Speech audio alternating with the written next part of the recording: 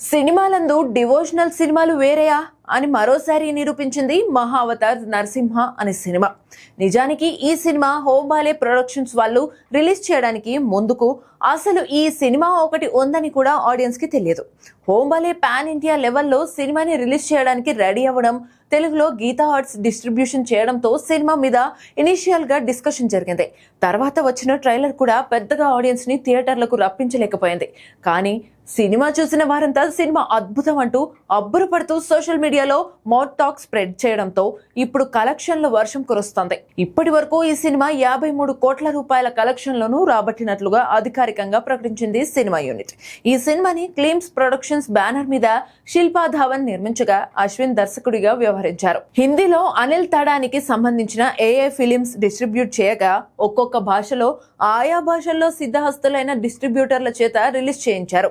దీంతో సినిమా మీద అందరి దృష్టి పడడమే కాదు, సినిమా మంచి టాక్ తో దూసుకుపోతుంది. ఆసక్తికరమైన విషయం ఏమిటంటే తెలుగు రాష్ట్రాల విషయానికి వచ్చేసరికి విజయ్ దేవరకొండ కింగ్డమ్ సినిమా కంటే కొన్ని చోట్ల ఈ సినిమా బుకింగ్స్ డామినేట్ చేయడం గమనార్హం.